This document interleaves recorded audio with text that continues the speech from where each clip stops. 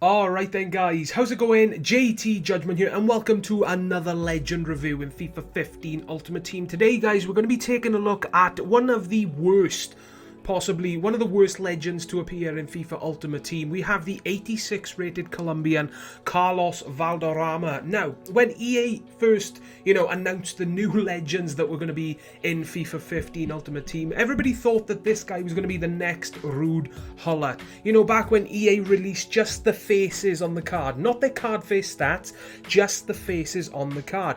Then a couple of weeks passed and EA decided to release the stats of Carlos Valderrama, and everybody's smile turned upside down when they saw this guy's stats, and everybody was so disappointed to see how bad he looked. He has low pace, low shooting, crap defending and physical stats. The only thing that when you look at his stats you think he is good for is passing and dribbling, and he's got 4-star skills, which is nice to see as well. Now, going through his in-game stats, he's got some surprises guys. He's got some good stats here and there. 91 on the vision, 90 ball control, 88 on dribbling, short passing and long passing, 83 attack positioning and 80 agility. So he's got some pretty decent stats, but when you think, guys, when you think he's an 86 rated legend, in my opinion it is a massive disappointment. Now let me go through his positives and negatives that I found with this card. Very balanced player. I will say guys, he did surprise me. When I was using him in game, he did feel like a player that had much better stats that EA had given him, so that was a major plus. The minuses that I did find is that his aerial ability and strength is really bad. His physical area of the pitch was really bad. It doesn't take much guys to muscle him off the ball. I think he's only like 5'8", so don't expect him to be out muscling strong defenders, because it's not going to happen. And his aerial ability for me was bad as well. He didn't attempt to make, he didn't attempt to jump and take the ball when he could have. Basically, he did score one header for me guys using that amazing afro of his. The power he put behind the header was crazy, but that's the only thing that came from his aerial ability. His ability to make runs on his own. This is one of the most frustrating things that I find with a lot of players in this game. It doesn't matter if I put their instructions to make them run, it just does not work. The only way I make players like this run is passing the ball to them and then LBA passing to another player, which wastes time. And it causes me to lose the ball and ruins my play, and it just gets so goddamn frustrating, especially when I'm using legends. If I'm using cheap players and stuff like that, then okay, it wouldn't bother me at all. But if I'm using legends, it's just very frustrating, and I experienced this a lot with Valderrama, and it caused me to hate using him at times, What else is there? Weak foot. He's got 4-star skills and 4-star weak foot, so skillers will enjoy using him that much more. It's one of the very few things, guys, that he brings to the pitch in this game. And 4-star weak foot, he just did not perform well on his weak foot. I think he did manage to score 1 or 2 goals from right in front of the goalkeeper using his weak foot, but other than that, it was pretty bad. Oh, actually, I stand corrected.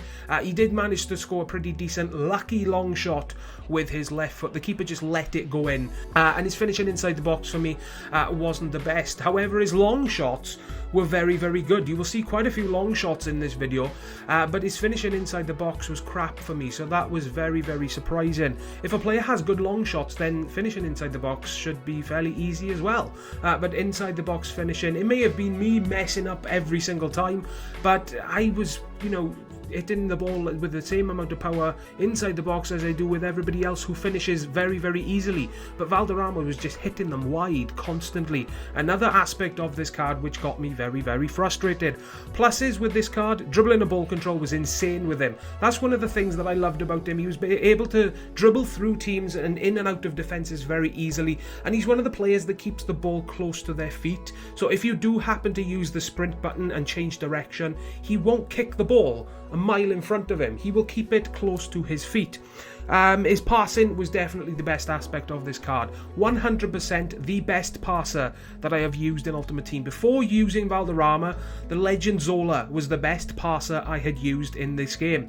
But Valderrama has beaten him in this contest, I would say, because Valderrama is the best passer that I have used. He was just assisting as much as he was scoring. It was fantastic. So definitely something that you need to do with Valderrama, and you should buy him for, is his passing.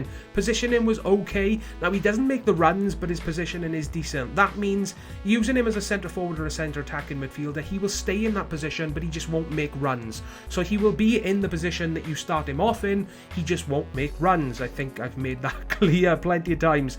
And that's pretty much all I found with him. Dribbling and ball control was fantastic, insane passing, positioning, 4-star skills, and his long range shooting is fantastic. The weaknesses that I did find is that his aerial ability is very bad. Physical area, not very good. He does not make runs on his own. His weak foot from pretty much any distance for me was bad, unless, like me, on occasion, the very rare occasion I might add, you get lucky, and his finishing inside the box was very, very bad. That's going to wrap up this Carlos Valderrama review. Bottom line, I do not think he is worth his current price. He does currently go for just under 600,000 coins. If he was worth half that, then I would say he is definitely worth trying. If you're thinking of buying Valderrama, the way I would recommend you use him is getting Valderrama on the ball and completely ignoring the sprint button. Just use the left trigger, learn how to do skills, and occasionally take long shots, and then, you know, pass the ball out every now and then. Just ignore the sprint button while using Valderrama and you will do damage.